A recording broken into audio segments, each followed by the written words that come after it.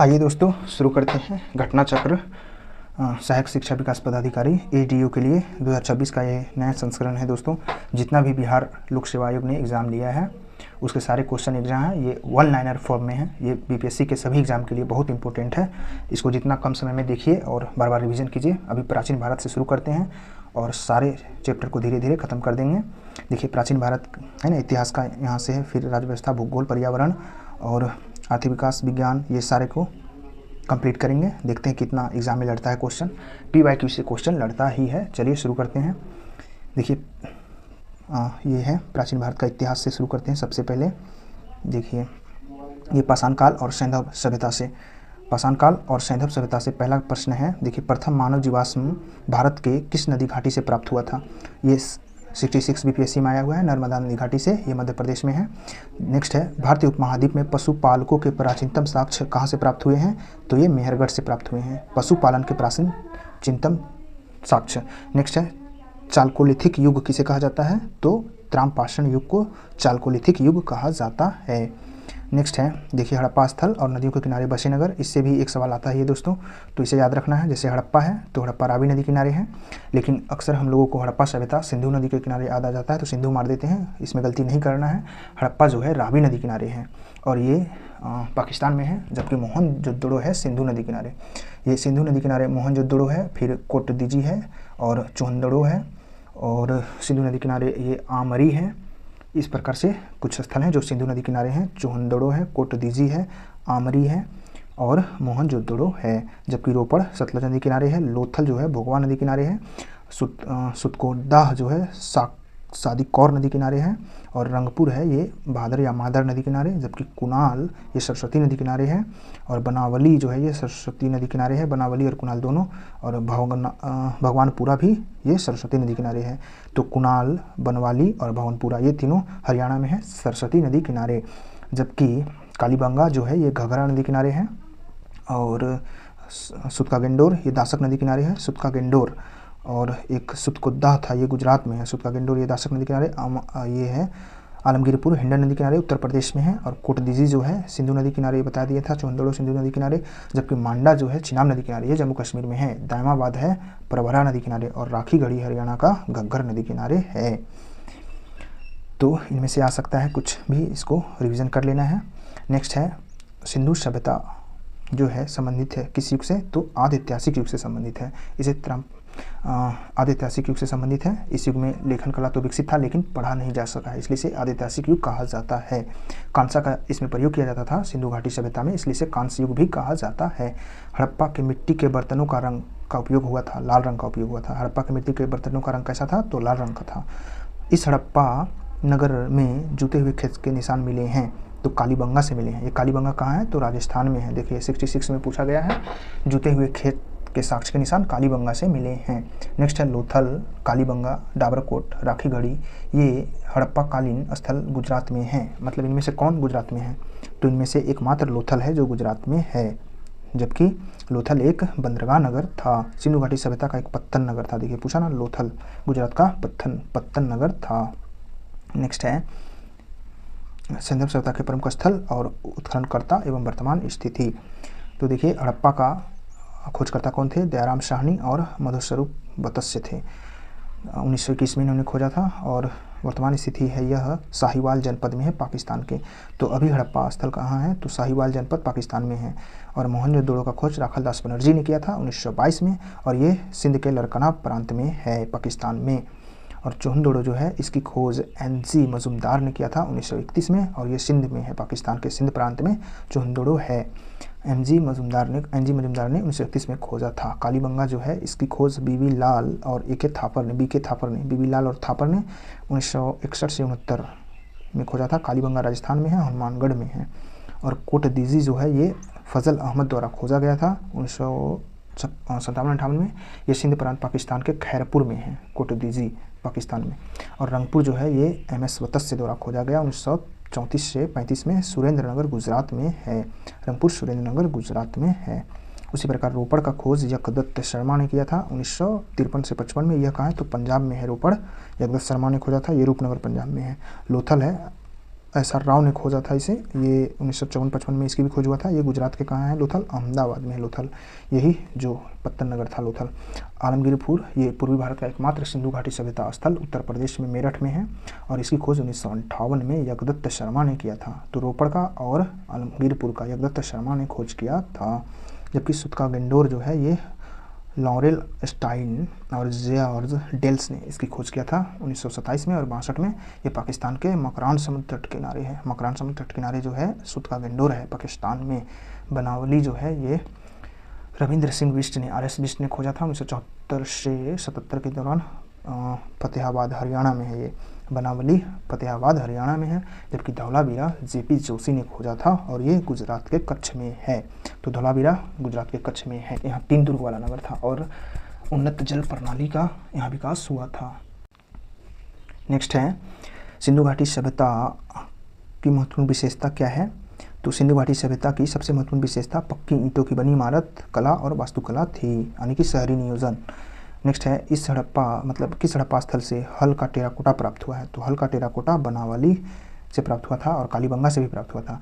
लेकिन हल का टेराकोटा मुख्यतः पूछा जाए तो BPSC ने इसका आंसर बनावली दिया था जो हरियाणा में है, हल का टेराकोटा। लेकिन पूछा जाएगा कि हल का जो निशान मिला था जुते हुए खेत के साक्ष्य वो बनावली कालीबंगा से राजस्थान से मिला था। हाथी, बैल, घोड़ा वह जानवर जिसके बारे में सिंधु घाटी सभ्यता के लोगों को पता नहीं था। तो BPSC ने इसका आंसर दिया था घोड़ा दिया था। इसमें से ये जो घोड़ा है उसी का आंसर दिया था। लेकिन इनमें से कोई नहीं होगा क्योंकि घोड़ा के भी अब सिंधु घाटी सभ्यता से अवशेष मिल चुके हैं, जबकि आयोग ने इसका आंसर घोड़ा दिया था। नेक्स्ट है हड़प्पा एवं मोहनजोदड़ो के उत्खनन से संबंधित नहीं थे। तो BA स्मिथ नहीं थे, विकल्प में स्मिथ थे, इसलिए ये नहीं होता। देख लेते हैं और क्या क्या है यहाँ। प्रमुख धातु एवं प्राप्ति स्थल। सिंधु घाटी सभ्यता के लोग कच्चा माल कहाँ से मंगाते थे?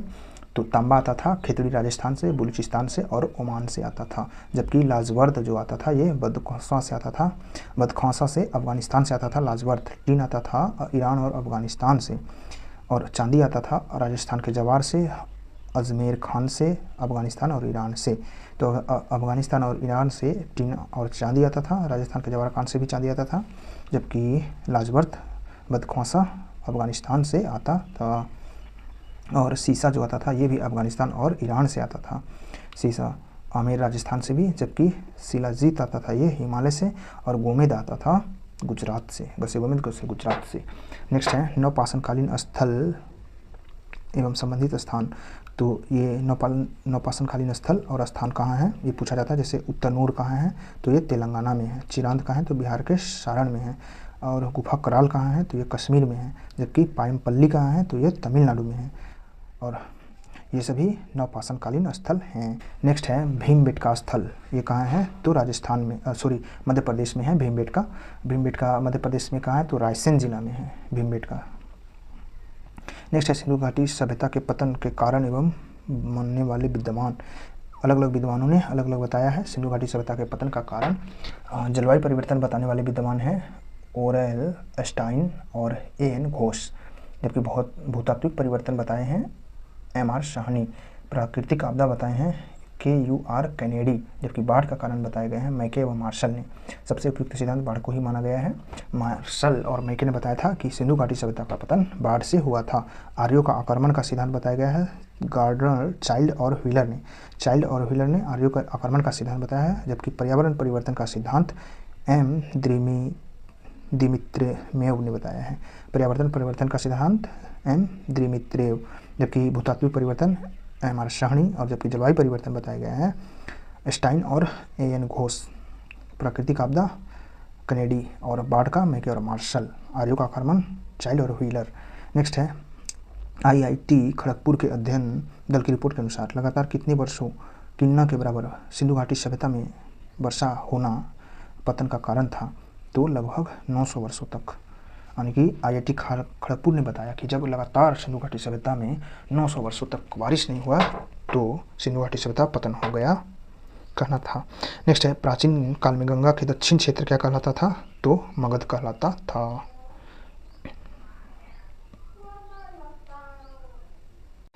नेक्स्ट है वैदिक काल। अब देखिए वैदिक काल में आ गए हम लोग। वैदिक काल में क्या क्या पूछा गया है? देखिए वेद, उपवेद और पुरोहितों के बारे में बताया गया है। वेद है ऋग्वेद। ऋग्वेद का उपवेद क्या है? तो आयुर्वेद है। और ऋग्वेद का पुरोहित कौन होता है, यानी कि गाने वाला। ऋग्वेद को गाने वाले को होत्री कहा जाता है। यहाँ होता लिखा हुआ है, होत्री या होता भी ऑप्शन में जो भी आ जाए उसे लगाना है। अर्जुवेद का उपवेद है धनुर्वेद और उसका पुरोहित है अथर्वयु, जबकि सामवेद का उपवेद है गंधर्ववेद और उसके गाने वाले को उद्गाता कहा जाता है। और अथर्ववेद का उपवेद है और शिल्पवेद या स्थापत्य वेद कहा जाता है।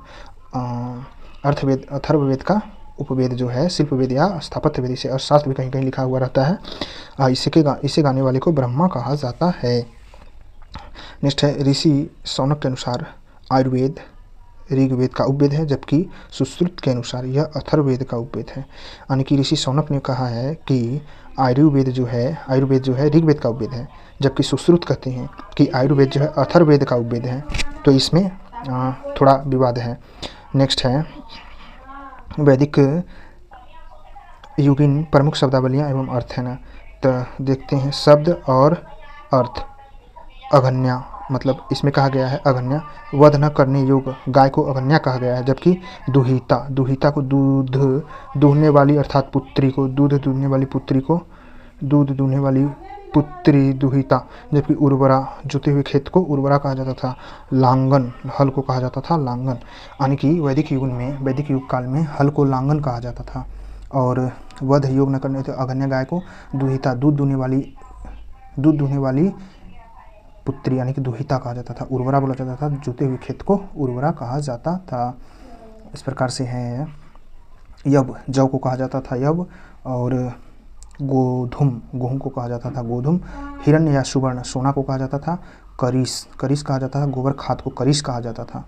और वेक नॉट कहा जाता था। ऋण देकर ब्याज लेने वाले वर्ग को वेक नॉट कहा जाता था। ये पूछा गया है।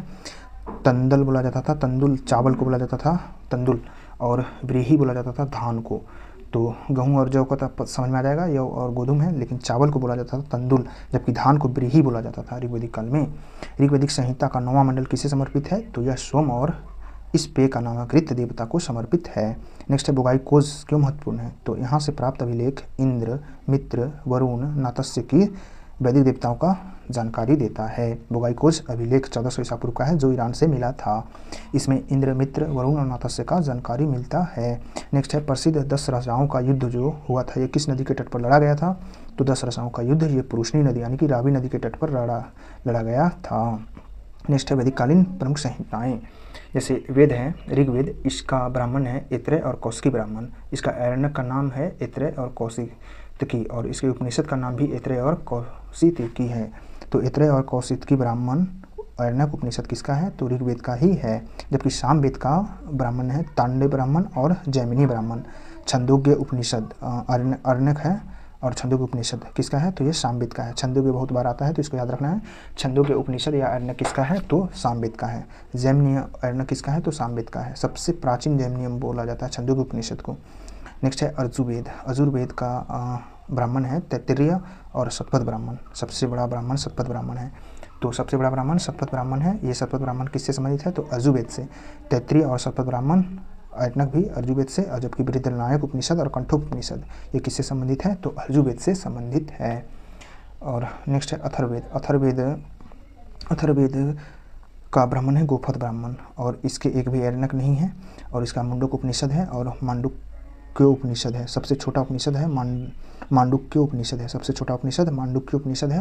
ये किसका उपनिषद है, तो ये अथर्ववेद का उपनिषद है। उसी तरह से बृहदारण्यक कंठोपनिषद पूछा जा सकता है, तो ये अधुर्वेद का है। उसी तरह से सबसे बड़ा ब्राह्मण है शतपथ ब्राह्मण, किसका है, तो अजुर्वेद का है। फिर पूछा जा सकता है छंदोग्य उपनिषद किसका है, तो सामवेद का है। और ऐत्रेय और कौशिकी ऋग्वेद का है। नेक्स्ट है ऋग्वेदिक कालीन नदियाँ और उनके आधुनिक नाम, ये भी बहुत बार पूछा गया है। जैसे प्राचीन नाम और आधुनिक नाम, जैसे कुर्मु, ये प्राचीन नाम था किसका, कुर्रम नदी का। अभी जो है कुर्रम नदी जो है, पहले इसका नाम कुर्मु था, अभी कुर्रम हो गया है। झेलम का प्राचीन जो नाम था ये विशिष्टा, जबकि रावी का प्राचीन नाम पुरुषनी था, और व्यास का प्राचीन नाम विपाशा था, जबकि घग्गर का प्राचीन नाम दृश्यधती था, और स्वात का प्राचीन नाम सुवास्तु था। तो पुरुषनी रावी का पता है, और बिपाशा व्यास का भी। घग्गर का दृश्य दति था, घग्गर का दृश्य दति, और सुवात का सुवास्तु था। उसी तरह से काबुल का प्राचीन नाम कुभा था, काबुल का प्राचीन नाम कुभा था। चिनाब नदी का प्राचीन नाम आस्किनी था, और सतलज नदी का प्राचीन नाम सुतुद्री था, जबकि गंडक का प्राचीन नाम सदानीरा था। इसको बहुत बार पूछा गया है। गंडक का प्राचीन नाम सदानीरा। गोमल का प्राचीन नाम गोमती था, अभी गोमल हो गया है, पहले गोमती था। नेक्स्ट है गायत्री मंत्र, किस पुस्तक में मिलता है? तो ऋग्वेद में मिलता है, और ये किस मंडल में? तो तीसरा मंडल में, जिसके रचयिता विश्वामित्र थे। नेक्स्ट है किस काल में अछूत की अवधारणा स्पष्ट रूप से उद्धत हुई थी? तो धर्मशास्त्र के समय। कहा जाता है धर्मशास्त्र के समय अछूत की अवधारणा स्पष्ट हुई थी। ऋग्वैदिक कालीन देवता और उनका संबंध। ऋग्वैदिक काल में इंद्र देवता जो संबंधित थे, ये युद्ध के नेता और वर्षा के देवता थे। इंद्र जो युद्ध के नेता और वर्षा के देवता थे। अग्नि जो है मनुष्य और देवताओं के बीच मध्यस्थ के देवता थे। उसी प्रकार वरुण जो हैं आकाश, पृथ्वी, सूर्य, निर्माता, समुद्र देवता, जगत का नियंता, देवताओं का पोषक, ऋण या नैतिक व्यवस्था का नियामक, सत्य का प्रतीक, ऋतु परिवर्तन एवं दिन रात करता। वरुण जो हैं ये समुद्र के देवता कहे जाते हैं, देवताओं के पोषक, ऋण के देवता, नैतिक व्यवस्था का नियामक, सत्य का प्रतीक बोला गया है। ऋतु दिन रात परिवर्तन करता है, ये दिन रात करता बोला गया है वरुण को। आकाश और पृथ्वी, सूर्य के निर्माता कहा गया है, समुद्र को देवता कहा गया वरुण को, जबकि आकाश के देवता बताया गया है घाव को। ये सबसे प्राचीन देवता है आकाश के देवता जो दहो हैं। और वनस्पति के देवता सोम, ये तो जान रहे हैं। उषा भोर प्रकाश या ऊर्जा का प्रतीक है। उषा देवता जो है भोर प्रकाश या ऊर्जा का प्रतीक। अश्विन जो थे ये विपत्ति को हराने वाले देवता थे। अश्विन विपत्ति को हराने वाला। पूषण ये पशुओं के देवता, ये तो याद रहेगा। विष्णु विश्व के संरक्षक एवं पालन करता थे। विष्णु देवता जो थे विश्व के संरक्षक और पालन करता, जबकि मरुत थे आंधी तूफान के देवता, और रुद्र थे असुरी शक्तियों को दमन करने वाले देवता रुद्र थे। तो इस प्रकार ऋग्वैदिक काल देवता और उनके प्रतीक था। अब दिशा और उसके राजा। वैदिक काल में दिशा का नाम अलग अलग था। जैसे दिशा को पूर्व को उत्तर वैदिक काल में प्राची कहा जाता था, जबकि राजा होते थे वहाँ के सम्राट कहे जाते थे। और पश्चिम को प्रतीची कहा जाता था उत्तर वैदिक शब्द, जबकि उत्तर को उदीची कहा जाता था। और मध्य को राज्य कहा जाता था, जबकि दक्षिण को भोज कहा जाता था। और पश्चिम के जो राजा होते थे वो सौराष्ट्र कहलाते थे, जबकि उत्तर के राजा जो होते थे वो विराट कहलाते थे। और मध्य के राजा जो कहलाते थे वो राजा कहलाते थे। दक्षिण के राजा जो है वो भोज कहलाते थे। तो उत्तर वैदिक काल में भारत में पूर्व में जो भी राजा होते थे उन्हें सम्राट कहा जाता था। जैसे मगध के सम्राट चंद्रगुप्त मौर्य, अशोक, ये पूर्व में सम्राट थे। और पश्चिम में जो होते थे वो सौराष्ट्र कहलाते थे। और जबकि उत्तर में होते थे विराट लेते थे, उदीची कहा जाता था। और मध्य में जो होते थे उसे राजा कहा जाता था। और दक्षिण में भोज कहा जाता था। नेक्स्ट है भारतीय उपमहाद्वीप में लोहे का प्रयोग कब शुरू हुआ था? तो ये लगभग 3000 साल पहले शुरू हुआ था भारत उपमहाद्वीप में। और लोहे का प्रयोग 3000 साल पहले शुरू हुआ था। सतमेव जयते कहाँ से लिया गया है? तो मुंडक उपनिषद से लिया गया है। अब आ गया बौद्ध धर्म। नेक्स्ट है बौद्ध धर्म से देखें तो महात्मा बुद्ध का महापरिनिर्वाण कहाँ हुआ था? तो कुशीनगर में हुआ था। उत्तर प्रदेश के कुशीनगर में 483 BC में हुआ था। और बोध गया में ज्ञान की प्राप्ति गौतम बुद्ध को कब हुआ था? तो पूर्णिमा के दिन हुआ था। नेक्स्ट है गौतम बुद्ध को अपना प्रथम धर्म चक्र परिवर्तन किस स्थान पर दिया था? उन्होंने सारनाथ में दिया था। ये तो बहुत बार पूछा गया है। पहला धर्म चक्र परिवर्तन सारनाथ में। गौतम बुद्ध ने अपना प्रथम उपदेश कहाँ दिया था? तो सारनाथ में दिया था। देखिए आया ना। नेक्स्ट है बौद्ध संगतियाँ और उसके स्थान अध्यक्ष। ये भी बहुत बार पूछा जाता है। ये चारों याद होना ही चाहिए। पहला बौद्ध संगति 483 ईसा पूर्व में हुआ था, जब बुद्ध भगवान जी का महापरिनिर्वाण हुआ था। ये राजगीर में हुआ था। और इसके अध्यक्ष थे महाकश्यप और शासक थे अजातशत्रु। दूसरा बौद्ध संगति 383 में वैशाली में हुआ था, सब्बा कामी के समय में, और कालाशोक अध्यक्ष थे। तीसरा बौद्ध संगीत हुआ था तृतीय शताब्दी ईसा पूर्व, लगभग पहली शताब्दी ईसा पूर्व में हुआ था। ये पाटलिपुत्र में हुआ था, मोगलीपुत्र की अध्यक्षता में, अशोक के शासनकाल में हुआ था। ये 250 से 251 BC के आसपास हुआ था। और चतुर्थ हुआ था ईसा की प्रथम शताब्दी में कुंडलवन कश्मीर में, जिसके अध्यक्षता कर रहे थे वसुमित्र और उपाध्यक्ष थे अश्वघोष, जबकि कनिष्क के शासनकाल में हुआ था। तो पहला याद रहेगा 483 में राजगिरी में महाकश्यप अध्यक्षता ने अजातशत्रु शासनकाल में। और चौथा हुआ था कश्मीर में, भारत से बाहर अश्वघोष के उपाध्यक्ष थे वसुमित्र। तीसरा था पाटलिपुत्र अशोक के शासनकाल में, मोगलीपुत्र ने किया था। जबकि दूसरा में थोड़ा कन्फ्यूजन होता है, ये 383 ईसा पूर्व में हुआ था और ये वैशाली में हुआ था। सब्बा कामी इसकी अध्यक्षता कर रहे थे, कालाशोक के शासनकाल में हुआ था। नेक्स्ट भगवान बुद्ध के महापरिनिर्वाण के बाद पहली बौद्ध संगति कहाँ हुई थी? देखिए आगे ना, राजगृह में हुआ था। इस प्रकार से है। भारतीय कला में स्तूप, चैत्य और विहार का निर्माण किससे संबंधित है? तो भारतीय कला में स्तूप, चैत्य और विहार बौद्ध धर्म से संबंधित है। नेक्स्ट है बुद्ध के जन्म से संबंधित परिघटनाएं और स्थान, ये भी पूछा जाता है। ज्ञान प्राप्ति बुद्ध को कहाँ हुआ था? बोध गया में।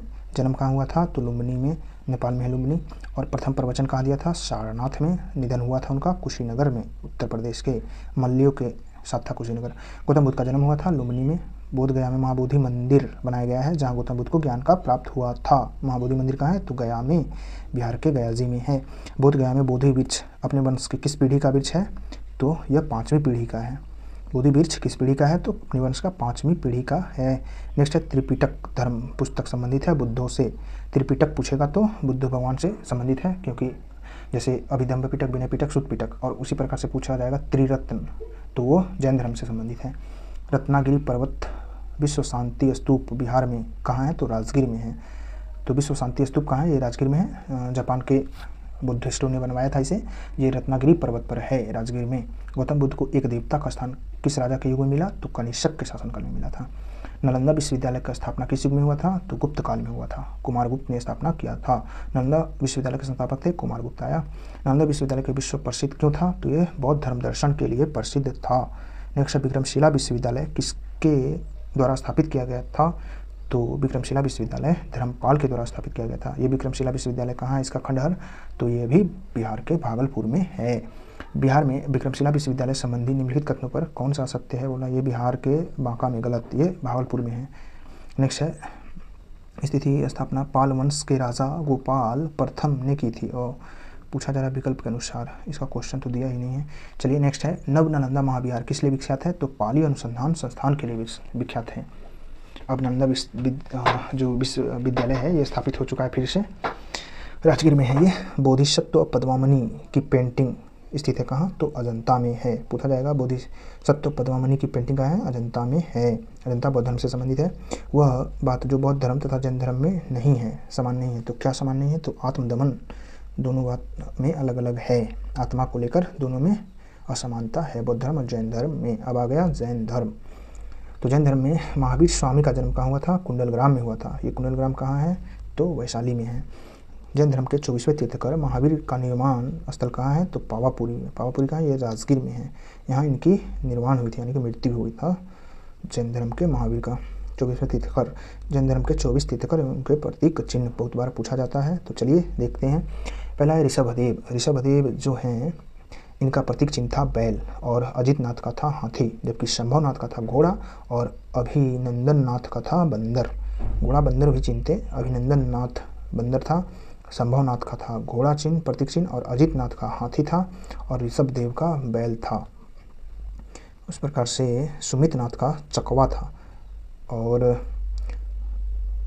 पद्म प्रभु का कमल था, सुपार्श्वनाथ का स्वास्तिक था, चंद्र प्रभु का चंद्रमा था, पुष्पदंत का मकर था, शीतलनाथ का कल्पवृक्ष श्रीवत्स्य था, और श्रेयांसनाथ का गोंडा था, जबकि वसुपूज्य का भैंसा था, और विमलनाथ का शुकर था, जबकि अनंतनाथ का प्रतीक चिन्ह सिंह या गरुड़ था, धर्मनाथ का प्रतीक चिन्ह वज्र था, और शांतिनाथ का हिरण था।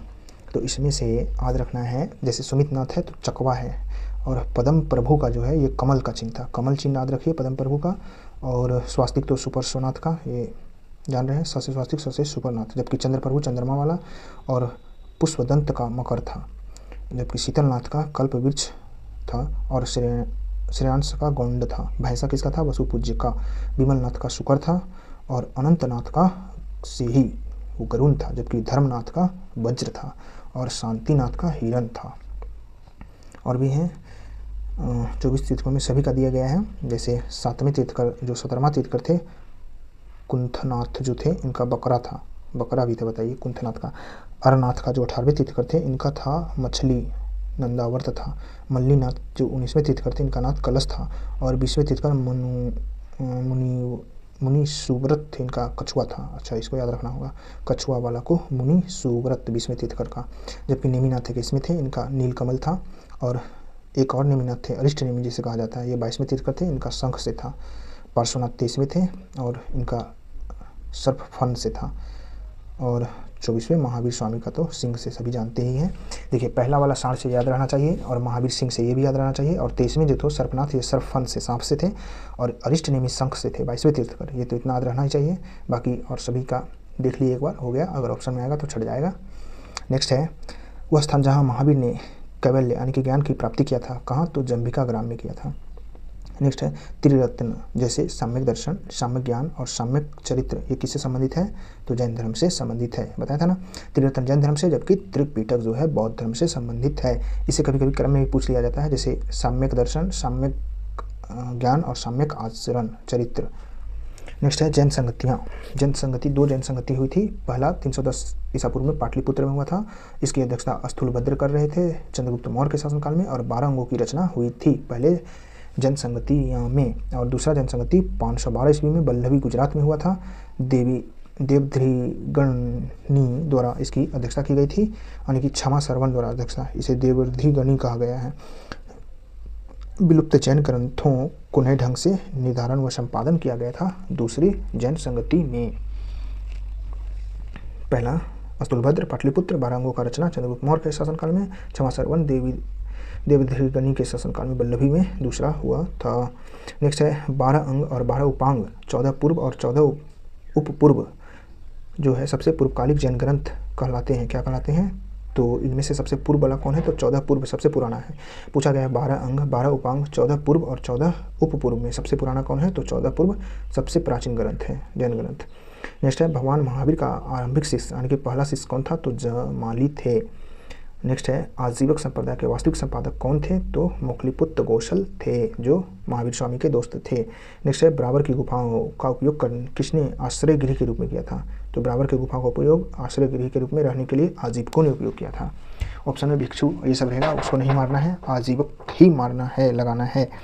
नेक्स्ट है शैव धर्म और उनके संप्रदाय तथा संस्थापक।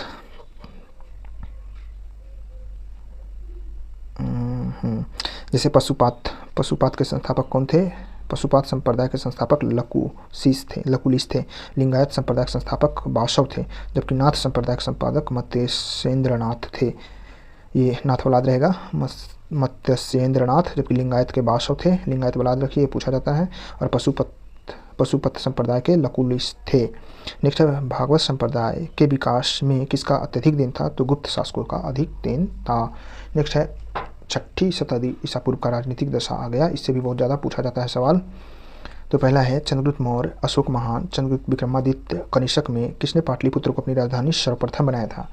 तो सबसे पहले चंद्रगुप्त मौर्य ने बनाया था। किसके? अशोक, चंद्रगुप्त मौर्य, चंद्रगुप्त विक्रमादित्य और कनिष्क के बारे में पूछा जा रहा है, तो चंद्रगुप्त मौर्य ने बनाया था। लेकिन ये पूछा जाता तो पाटलिपुत्र को किसने बनाया था राजधानी? किस राजा ने पाटलिपुत्र को बसाया था? तो अजातशत्रु ने बसाया था। जबकि सर्वप्रथम पाटलिपुत्र को राजधानी के रूप में किसने चयन किया था? तो उदयन ने चयन किया था। देख लीजिए, सभी को ये याद रहता है कि पाटलिपुत्र को राजधानी किसने बनाया था? तो उदयन ने बनाया था। ये जो है हर एक वंश का शासक था। लेकिन अगर पूछा जाएगा कि राजा ने पाटलिपुत्र को बसाया था, किस राजा ने? तो अजातशत्रु ने बसाया था। ये बीपीएससी देखिए 68वीं से 52वीं में पूछा है और इसका आंसर अजातशत्रु दिया है। तो बीपीएससी जब भी दे तो ये अपना आंसर यही देगा। इसलिए जब पाटलिपुत्र बसाने की बात आएगी तो अजातशत्रु, जबकि राजधानी की बात आएगी तो उदयन ने। ऑप्शन के अनुसार देखना है। नेक्स्ट है प्रारंभिक वैदिक काल के दौरान शहर को मगध साम्राज्य का राजधानी के रूप में कार्यरत था, यानी कि प्रारंभिक वैदिक काल के दौरान यह शहर प्राचीन मगध साम्राज्य की राजधानी के रूप में कार्य कर रहा था। राजगृह जिसे गिरिवृज कहा जाता है, पहली राजधानी था मगध का। प्रथम मगध साम्राज्य उत्कर्ष किस सदी में हुआ था? तो 6ठी सदी में हुआ था, ईसा पूर्व की 6ठी शताब्दी में हुआ था। विश्व का पहला गणतंत्र वैशाली में जो स्थापित किया गया था, किसके द्वारा? तो लिच्छवियों द्वारा स्थापित किया गया था पहला गणतंत्र। नेक्स्ट है ईसा पूर्व 6ठी शताब्दी में विश्व का प्रथम गणतंत्रात्मक व्यवस्था कहाँ था? तो वैशाली में था। देखिए रिपीट हो गया है। 16 महाजनपदों की सूची कहाँ मिलता है? अंगुत्तर निकाय और भागवती सूत्र। अंगुत्तर निकाय बौद्ध धर्म से संबंधित है और जबकि भागवती सूत्र जैन धर्म से संबंधित है। नेक्स्ट है महाजनपदों का उदय। महाजनपद का उदय हुआ था, देख लेते हैं। अंग जो है बिहार में था, इसकी राजधानी चंपा थी और ये भागलपुर मुंगेर के आसपास का क्षेत्र था। अवंती की राजधानी माहिष्मती या उज्जैनी था, ये मालवा मध्य प्रदेश से संबंधित था। अवंती। जबकि सूर्यसेन की राजधानी मथुरा थी और ये ब्रजमंडल क्षेत्र उत्तर प्रदेश में था। सूर्यसेन की राजधानी मथुरा, ब्रजमंडल उत्तर प्रदेश के क्षेत्र में। काशी की राजधानी वाराणसी थी, काशी महाजनपद की, और ये वाराणसी के आसपास का क्षेत्र था उत्तर प्रदेश में, अब भी हुई हैं। और कौशल महाजनपद की राजधानी श्रावस्ती या साकेत थी, यह अयोध्या मंडल उत्तर प्रदेश के आसपास में था। अयोध्या मंडल में कौशल, श्रावस्ती। जबकि कुरु महाजनपद की राजधानी इंद्रप्रस्थ था, ये आधुनिक दिल्ली, मेरठ, हरियाणा का कुछ क्षेत्र इसमें शामिल था। कुरु का इंद्रप्रस्थ। जबकि कम्बोज का हाटक या राजपुर था, ये जम्मू कश्मीर का कुछ क्षेत्रों में शामिल था। तो कम्बोज का राजधानी हाटक जम्मू कश्मीर में। जबकि असमक का राजधानी पोटली था, पोटली या पोतन, यह गोदावरी नदी के तट पर स्थित था। दक्षिण भारत का एकमात्र महाजनपद था असमक। नेक्स्ट है चेदी, ये कहाँ है? तो ये अभी बुंदेलखंड उत्तर प्रदेश में है और मध्य प्रदेश में पड़ता है। शक्तिमती इसका राजधानी था चेदी का। नेक्स्ट है पांचाल, पांचाल का राजधानी था अहिछत्र।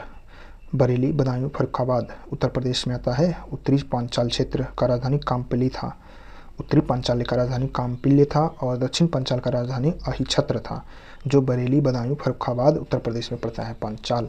विजय संघ की राजधानी वैशाली थी, और वैशाली दरभंगा के आसपास का क्षेत्र था। नेपाल तथा मिथिला का क्षेत्र भी इसमें शामिल था विजय में। जबकि वत्स्य का राजधानी कौशाम्बी था, और ये प्रयागराज, इलाहाबाद के आसपास, कौशाम्बी के आसपास का क्षेत्र था। वत्स्य की राजधानी कौशाम्बी, इलाहाबाद और कौशाम्बी के आसपास का क्षेत्र। मगध की राजधानी गिरिवज्र राजगिरी था, जो पटना, गया, नालंदा बिहार से संबंधित था, पटना, गया, नालंदा। जबकि मत्स्य का राजधानी विराटनगर था, और यह जयपुर, अलवर, कोटपुतली, बहरोड तथा भरतपुर राजस्थान के आसपास का क्षेत्र था। मत्स्य कहाँ था? तो विराटनगर राजधानी, यह राजस्थान के अलवर, जयपुर, कोटपुतली, भरतपुर से संबंधित क्षेत्र था। नेक्स्ट है मल्ल, मल्ल महाजनपद की राजधानी पावा या कुशीनारा था। ये कुशीनगर, देवरिया, गोरखपुर, सिद्धार्थनगर तथा नेपाल उत्तर प्रदेश से संबंधित था। मल्ल की राजधानी पावापुरी या कुशी, मल्ल की राजधानी जो था पावा या कुशीनारा, ये कुशीनगर, देवरिया, गोरखपुर, सिद्धार्थनगर उत्तर प्रदेश और नेपाल से संबंधित। जबकि गंधार महाजनपद की राजधानी तक्षशिला थी, ये पाकिस्तान के पश्चिम क्षेत्र, अफगानिस्तान के पूर्वी क्षेत्र के मध्य था गंधार महाजनपद। नेक्स्ट है अंग महाजनपद की राजधानी कहाँ थी? तो ये चंपा थी। अजातशत्रु किस वंश का शासक था? तो हर्यक वंश का शासक था। नंद वंश के पश्चात मगध पर किस राजवंश ने शासन किया? तो मौर्य राजवंश ने शासन किया नंद वंश के पश्चात। मगध के शासक बिंबिसार का चिकित्सक कौन था? तो जीवक था। बिंबिसार का चिकित्सक जीवक था। मगध का राजा जो सिकंदर महान का समकालीन था, तो ये नंद वंश का शासक धनानंद था, सिकंदर महान का समकालीन। मौर्यों के अंतर्गत भौतिक संस्कृति के प्रसार में सहायता करते थे। तो मौर्यों के अंतर्गत भौतिक संस्कृति के प्रसार में कौन सहायता करते थे? व्यापारी, बौद्ध, साधु, प्रशासक, यानी कि जितने व्यापारी थे एक दूसरे से व्यापार करते थे। तो मौर्य साम्राज्य फैलता गया, बौद्ध भिक्षु और प्रशासक भी। नेक्स्ट है मौर्य साम्राज्य, 6वां टॉपिक मौर्य साम्राज्य। देखिए भारत में पहले विशाल साम्राज्य की स्थापना किस शासक के द्वारा की गई थी? तो चंद्रगुप्त मौर्य के द्वारा की गई थी। नेक्स्ट है किस ग्रंथ में चंद्रगुप्त मौर्य का विशिष्ट रूप से वर्णन हुआ है? तो विशाखादत्त के मुद्रा राक्षस में हुआ है वर्णन। नेक्स्ट है सैंड्रोकोटस, चंद्रगुप्त की पहचान किसने की है? तो विलियम जोन्स ने। सैंड्रोकोटस के रूप में चंद्रगुप्त मौर्य की पहचान विलियम जोन्स ने की है, सैंड्रोकोटस के रूप में। कौटिल्य के अर्थशास्त्र में किस पहलू पर प्रकाश डाला गया है? तो राजनीतिक नीतियों पर डाला गया है। पाटलिपुत्र में स्थित चंद्रगुप्त का महल किसका बना था? लकड़ी का बना था। चंद्रगुप्त मौर्य राजा जिसने दक्कन में चढ़ाई की थी चंद्रगुप्त था। चंद्रगुप्त ने दक्कन में चढ़ाई की थी, ये पता चलता है रुद्रदामन के जूनागढ़ अभिलेख से। नेक्स्ट है अभिलेख, जिससे यह प्रमाणित होता है कि चंद्रगुप्त मौर्य का प्रभाव पश्चिमोत्तर भारत पर था। जूनागढ़ के अभिलेख से, रुद्रदामन के जूनागढ़ अभिलेख से, जहाँ एक झील निर्माण कराने का भी उल्लेख मिलता है। वह क्षेत्र जो अशोक के साम्राज्य में सम्मिलित नहीं था, तो श्रीलंका सम्मिलित नहीं था। नेक्स्ट है प्रशासनिक समिति एवं उसके कार्य। मौर्य शासनकाल में 6 समितियां थीं और वे अलग अलग कार्य करते थे। जैसे प्रथम समिति थी, ये उद्योग और शिल्प कार्य का निरीक्षण करती थी। दूसरा समिति थी, यह विदेशियों की देखरेख करती थी। तीसरा समिति जो थी, ये जन्म और मरण विवरण करना इसका ध्यान रखती थी। और चौथा समिति जो थी, ये व्यापार वाणिज्य की देखभाल करती थी। 5वीं समिति जो थी, ये निर्मित वस्तुओं के विक्रय का निरीक्षण करती थी। जबकि 6ठी समिति थी, बिक्री कर वसूल करती थी। देखिए इसमें ये जन्म और मरण वाला यूपीएससी भी इसको पूछ चुका है। तृतीय समिति थी मौर्य प्रशासनिक समिति, जो जन्म और मरण का विवरण देखती थी, जैसे अभी शहरों में भी अभी होता है उसी प्रकार से। प्रथम समिति जो था, ये उद्योगों के और शिल्पों का निरीक्षण करता था। और अंतिम समिति जो था, 6ठा समिति, ये बिक्री कर वसूलता था। दूसरा समिति जो था, विदेशियों को देखरेख करता था। और चतुर्थ समिति जो था, ये व्यापार वाणिज्य की देखरेख, व्यापार वाला चौथा समिति। जबकि निर्मित वस्तुओं का निरीक्षण जो करता था, 5वां समिति। पहला याद है ना, उद्योग और शिल्प वाला, और अंतिम जो बिक्री कर, चौथा व्यापार वाला, और तीसरा जो था जन्म और मरण वाला। विदेश वाला दूसरा था। इसी प्रकार से अर्थशास्त्र में वर्णित कुछ तीर्थ और उसके अध्यक्ष थे। अर्थशास्त्र में 18 पुरोहितों का, यानी कि तीर्थों का उल्लेख है और उनके जो अलग अलग कार्य दिए गए थे इस प्रकार हैं। जैसे पुरोहित जो थे ये धर्म एवं दान विभाग का प्रधान होते थे, और युवराज जो होते थे ये राजपुत्र कहलाते थे। सेनापति जो ये सैन्य विभाग का प्रधान थे। समाहर्ता जो थे ये राजकीय करों का संग्रह करते थे राज्य के करों का। और सन्निधिता जो थे ये राजकोष का अध्यक्ष होता था। और लक्षणाध्यक्ष जो होता था मुद्रा जारी करता था, जबकि अकाराध्यक्ष जो था खानों का अध्यक्ष होता था। प्रदेष्टा जो था ये फौजदारी न्यायालय का न्यायाधीश था, कमिश्नर था यानी कि प्रदेष्टा। जबकि पन्या अध्यक्ष जो था ये वाणिज्य विभाग का अध्यक्ष था। और सीता अध्यक्ष जो था ये राज्य के कृषि विभाग का अध्यक्ष होता था। और व्यवहारिक जो था ये धर्मस्थीय दीवानी न्यायालय का न्यायाधीश होता था, धर्मस्थीय न्यायालय का न्यायाधीश। तो इस प्रकार से पुरोहित तो याद रहेगा धर्म और दान विभाग का, और युवराज राजपुत्र ये भी याद रहेगा, सेनापति सैन्य विभाग का ये भी याद रहेगा। समाहर्ता ये यूपीएससी में भी पूछा गया है, इसको याद रखिए। राजक के करों का संग्रह करता, राज्य के जितने भी कर का संग्रहण करना होता था ये समाहर्ता करता था। और यही राजकोषक का अध्यक्ष होता था जो वो सन्निधिता होता था। ये दोनों में कन्फ्यूजन हो सकता है। सन्निधिता होता था जो वो राजकोषक का अध्यक्ष होता था, जबकि समाहर्ता राज्य के करों का संग्रह करता होता था। अलक्षणाध्यक्ष मुद्रा जारी करता था। काराध्यक्ष खानों का अध्यक्ष होता था। प्रदेष्टा ये फौजदारी न्यायालय का अध्यक्ष होता था। और वाणिज्य विभाग का अध्यक्ष पन्या अध्यक्ष होता था। जबकि कृषि वाला जो है राज्य के कृषि विभाग का अध्यक्ष सीता अध्यक्ष होता था। और व्यवहारिक जो होता था ये दीवानी न्यायालय का न्यायाधीश होता था। उसी प्रकार से कर्मांतिक जो होता था उद्योग और वाणिज्य विभाग का अध्यक्ष होता था। कर्मांतिक उद्योग और वाणिज्य विभाग का अध्यक्ष। जबकि दंडपाल जो होता था ये पुलिस अधिकारी होता था। और विविधता अध्यक्ष जो ये चारागाह प्रमुख होता था। अंतपाल होता था ये सीमावर्ती दुर्गों का रक्षक। और सोनाध्यक्ष जो होता था बुचड़ खानों का अध्यक्ष। जबकि गणिका अध्यक्ष जो होता था वेश्याओं का प्रमुख था। तो इस प्रकार से कर्मांतिक जो होता था उद्योग और वाणिज्य विभाग का अध्यक्ष होता था। दंडपाल ये तो याद रहेगा पुलिस अधिकारी से। जबकि विविधता अध्यक्ष जो चारागाह से होता था विविधता अध्यक्ष। जबकि अंतपाल ये सीमावर्ती दुर्गों का अध्यक्ष, ये भी याद रहेगा। सोनाध्यक्ष जो था ये बुचड़ खानों का अध्यक्ष था, सोनाध्यक्ष। और गणिका अध्यक्ष जो था ये वेश्याओं का देखरेख करता था, प्रमुख होता था। नेक्स्ट है अशोक के शासनकाल में बौद्ध सभा किस नगर में आयोजित की गई थी? तो पाटलिपुत्र में।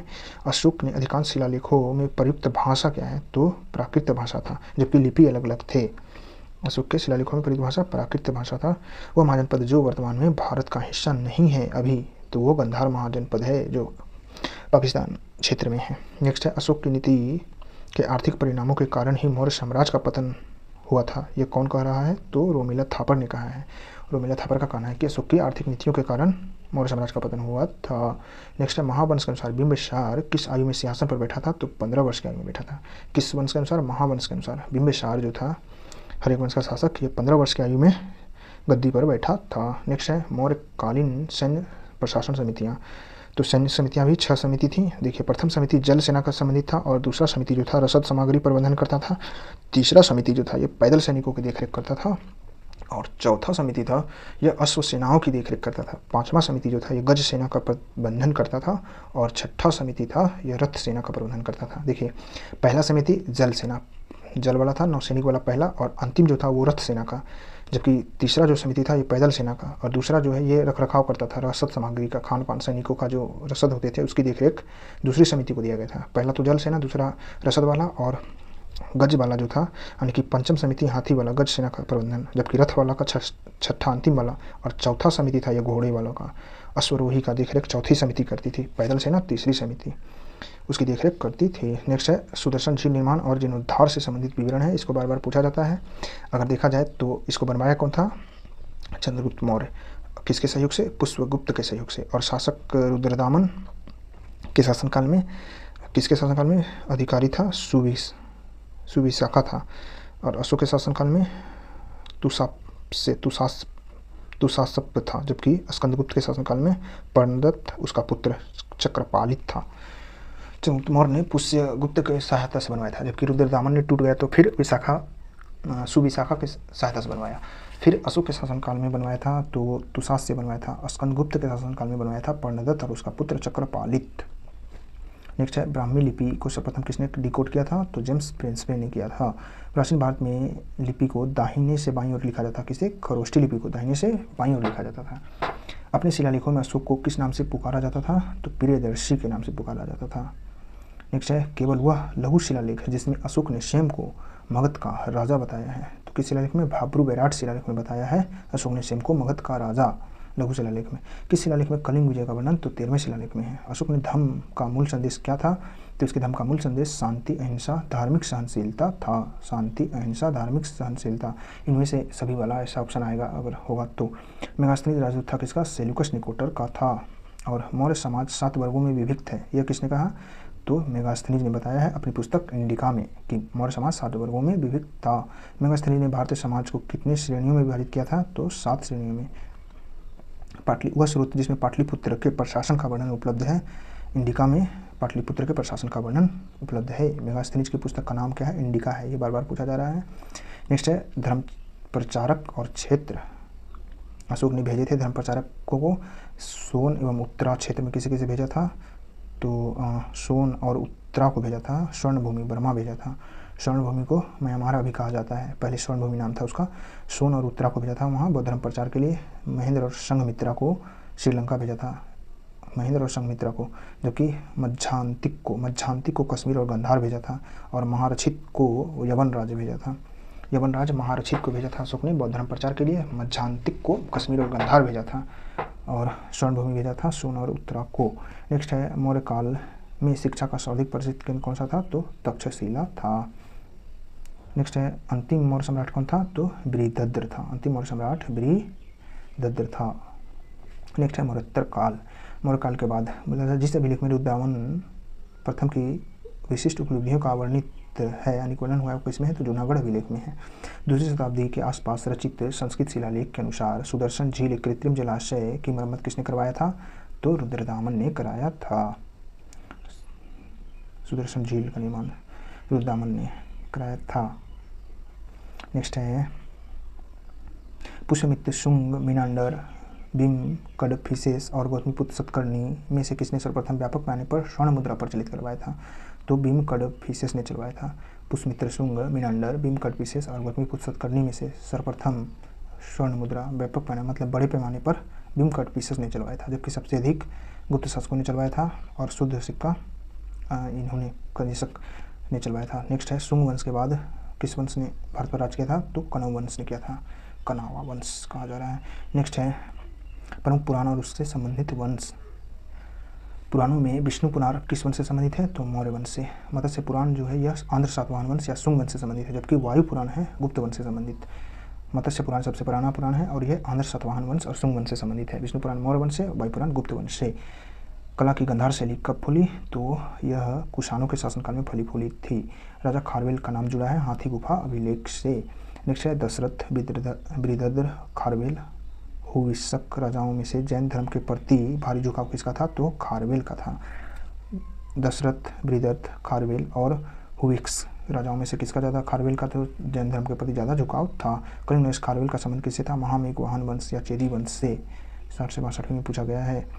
नेक्स्ट है पेरिप्लस मारिस एरिथ्राई या व्यायज अराउंड एरिथ्रियन सी एक अन्य ग्रीक बोलने वाले व्यापारियों द्वारा रचित प्रथम शताब्दी ईस्वी यानी कि 85 ईस्वी के आसपास का लेख है, जिसे विल्फ्रेड एच एस्कॉफ द्वारा पेरिप्लस ऑफ द एरिथ्रियन सी के नाम से अनुवादित किया गया है। अच्छा, तो ये जो है पेरिप्लस ऑफ द एरिथ्रियन सी 85 ईसा पूर्व के आसपास लिखा गया था। इसके लेखक का नाम पता नहीं था।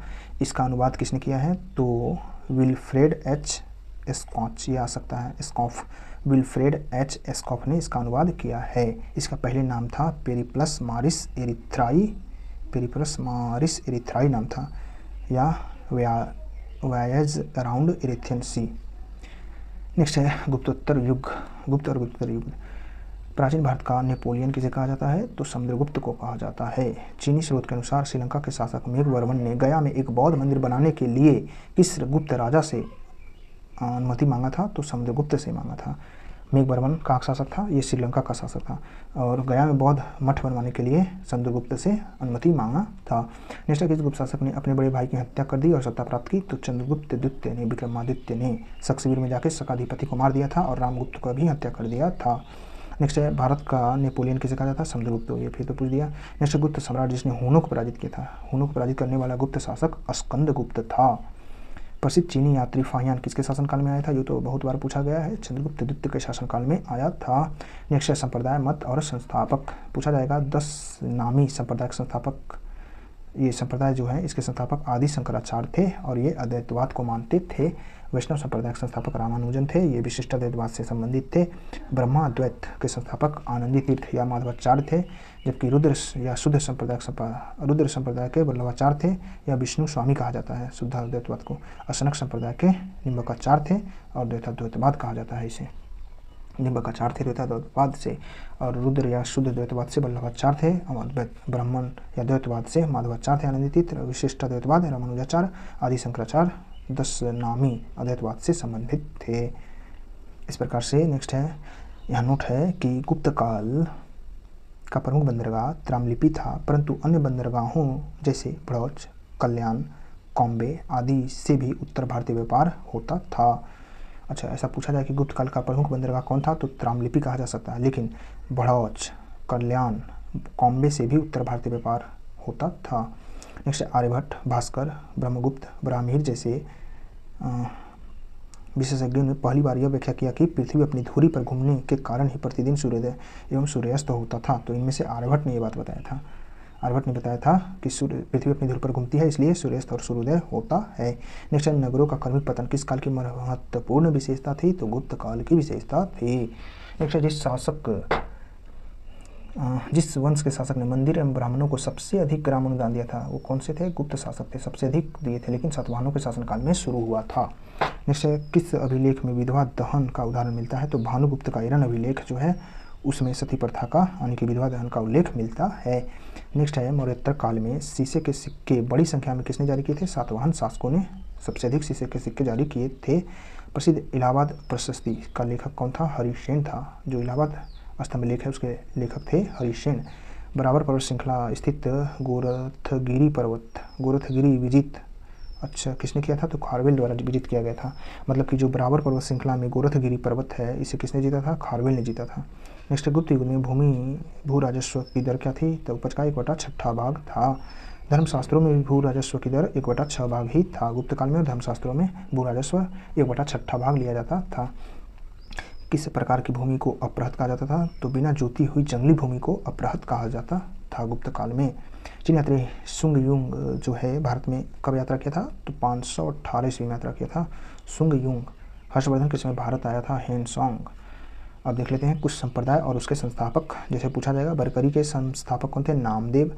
धरकरी संप्रदाय के संस्थापक रामदास और श्री वैष्णव संप्रदाय के रामानुजन थे, जबकि परमार्थ समुदाय के संस्थापक रामदास थे और रामावत संप्रदाय के रामानंद थे। आजीवक के नंदवत्स तथा किस समकिच्छा वास्तविक संस्थापक मोखलीपुत्र और गोसल दो अलग अलग नाम है लग रहा है ना। आजीवक के नंदवत्स तथा किस समकिच्छा, तो ये कैसा कैसा नाम है। या अदृच्छवाद के संस्थापक या आचार्य अचित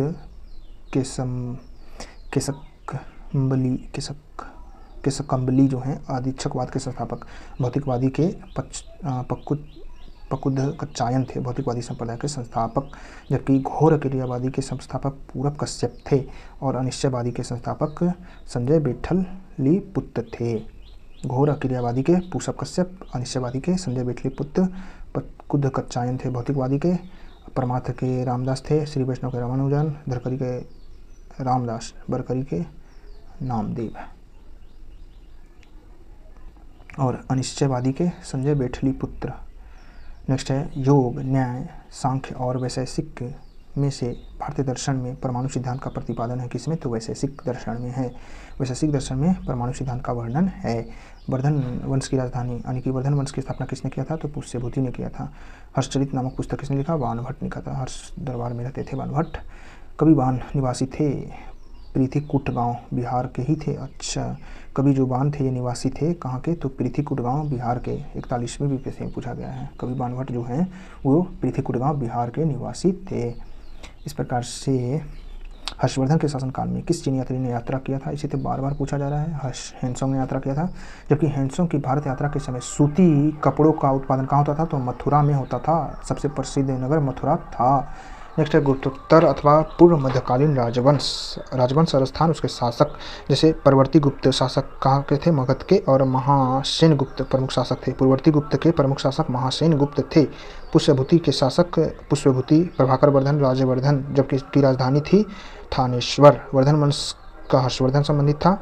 वल्लभी जो है ये भट्टारक धर्मसेन चतुर्थ शासक थे, मैत्रक वंश के संबंधित, मैत्रक वंश संबंधित था वल्लभी से।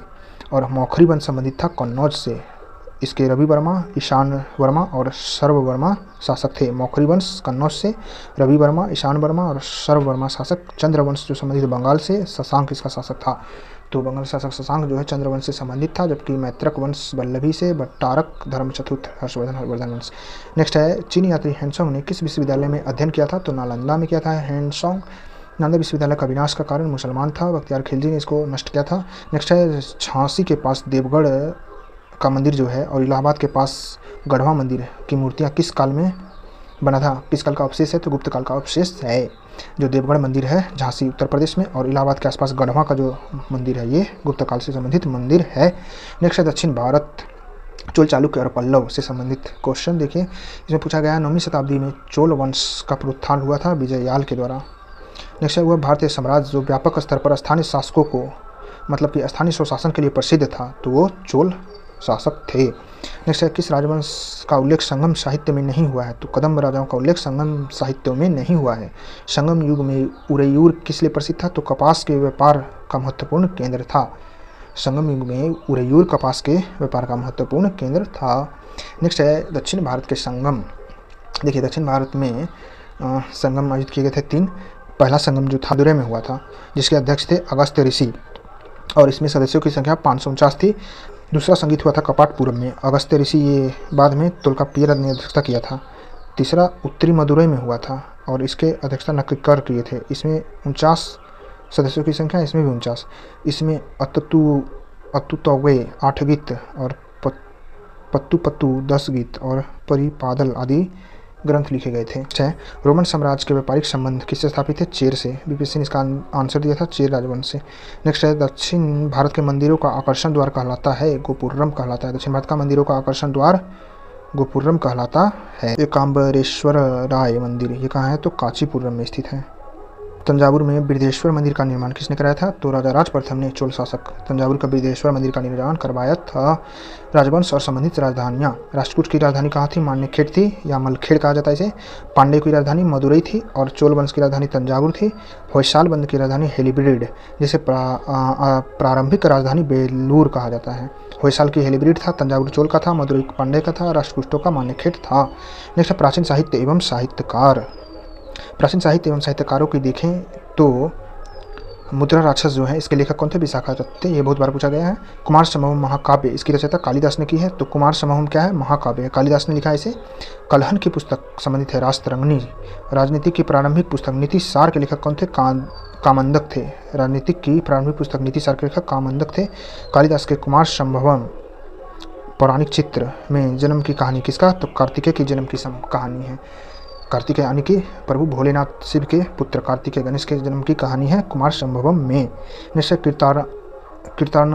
किरातार्जुनीयम के लेखक कौन है, तो भारिव हैं। किरातार्जुनीयम के लेखक भारिव थे। स्वपन वासदत्ता के लेखक कौन थे, भास थे। अर्थशास्त्र का नामक पुस्तक के लेखक कौटिल्य अर्थशास्त्र लिखे थे। और विद्यमान से संबंधित विधा चरक चिकित्सा से, ब्रह्मगुप्त गणित से, ब्राह्मी ज्योतिषी से, विशाखा दत्त नाटककार से संबंधित हैं। तो ये कुछ लेखक थे और उनके लेखककार थे। नेक्स्ट है मध्य पूर्व काल। मध्य पूर्व काल में देखिए कौन कौन सा सवाल पूछा गया है अब तक बीपीएससी में। ये पूछा है त्रामपत्र लेख दर्शाते हैं प्राचीन काल के बिहार के राजाओं का संबंध था किससे, तो जावा सुमात्रा से। तो त्रामपत्र लेख ये बात बताते हैं। नेक्स्ट है स्वर्ण भूमि का वह राजा जिसने नालंदा में एक बौद्ध विहार की स्थापना तथा उसका रखरखाव हेतु दूत देवपाल से 5 गाँव दान देने के लिए प्रार्थना किया था। तो कौन क्या था, ये बालदेव पुत्र ने प्रार्थना किया था। तो स्वर्ण भूमि का राजा कौन था, बालदेव पुत्र स्वर्ण भूमि का राजा था जिसने नालंदा में एक बौद्ध विहार स्थापित करने के लिए, उसके रखरखाव के लिए देवपाल से क्या मांगा था, 5 गाँव दान में मांगा था। नेक्स्ट है पृथ्वीराज रासो के लेखक कौन थे, चंद्रबदाई थे। और उदंतपुर शिक्षा का केंद्र किस राज्य में है, तो बिहार में उदंतपुरा भी बचा है इसका अवशेष। नेक्स्ट है विक्रमशिला नामक प्राचीन विश्वविद्यालय की स्थापना बंगाल में किसने किया था? विक्रमशिला का स्थापना तो धर्मपाल ने किया था। नेक्स्ट, कश्मीर का अकबर किसे बोला जाता है? सुल्तान जैनुल आबदीन को कहा जाता है कश्मीर का अकबर। कर्नाटक वंश का संस्थापक कौन था? तो न्यायदेव थे कर्नाटक वंश के संस्थापक। कर्नाटक वंश का अंतिम शासक कौन था? तो हरि सिंह था। कर्नाटक वंश का अंतिम शासक हरि सिंह था। तो इस प्रकार से प्राचीन भारतीय इतिहास समाप्त हो चुका है दोस्तों। इसे बार बार देखिए और रिवीजन कीजिए, ये यूपीएससी द्वारा पूछा गया है, हर बार आता ही है। इसके बाद हम लोग मध्यकालीन भारतीय इतिहास को देखेंगे। ये कम समय का है वीडियो, इसलिए बार बार देख सकते हैं, इसलिए लंबा नहीं बनाएंगे। इसके बाद मध्यकालीन, फिर उसके बाद आधुनिक, 3 पार्ट में इसे ख़त्म कर देंगे। तो चलिए, धन्यवाद दोस्तों, लाइक सब्सक्राइब कीजिए।